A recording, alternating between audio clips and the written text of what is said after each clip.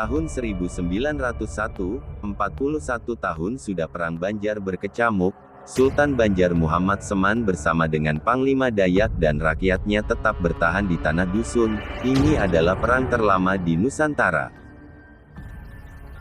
Kesetiaannya yang begitu lama, pengorbanan dan perlindungan dengan harta dan jiwa pada Kesultanan Banjar di tanah dusun, Puruk Caho, harus dicatat oleh generasi berikutnya dengan tinta emas, bahwa suku Dayak adalah saudara seperjuangan di tanah Borneo.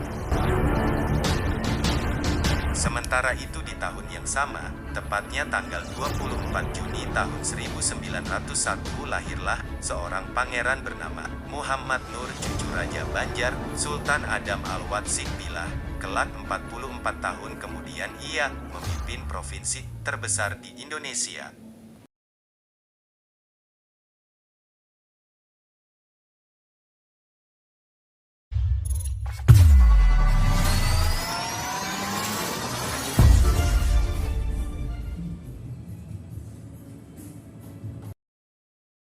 Gubernur Kalimantan pertama, Insinyur Pangeran Muhammad Nur, telah mengkoordinir langsung semua perjuangan saat itu.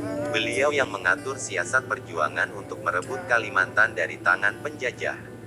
Maka dengan demikian pada tempatnya lah kami menyatakan hormat setinggi-tingginya atas segala jasa dan bakti beliau dalam memimpin dan menyatukan perjuangan saat itu.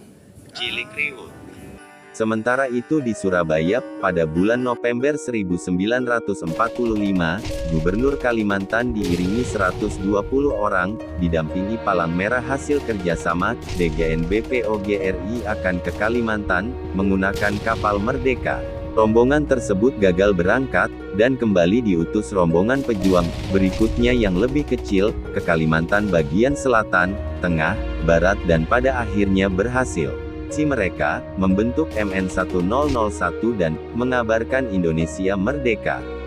Kalimantan bagian selatan, MN1001 berhasil dibentuk di Marabahan, Pelaihari, Hulu Sungai, dan Gambut sebagai pusat gerakan, berhadapan langsung dengan Belanda, yang berada di Banjarmasin dan banyak pejuang gugur sebagai kusuma bangsa. Sementara di bagian tengah berhasil dibentuk MN1001, di Kota Waringin, Nagabulik, Tumbang Sanamang, Kasongan dan tidak sedikit suku-suku Dayak di pedalaman yang bergabung melakukan perlawanan terhadap Belanda.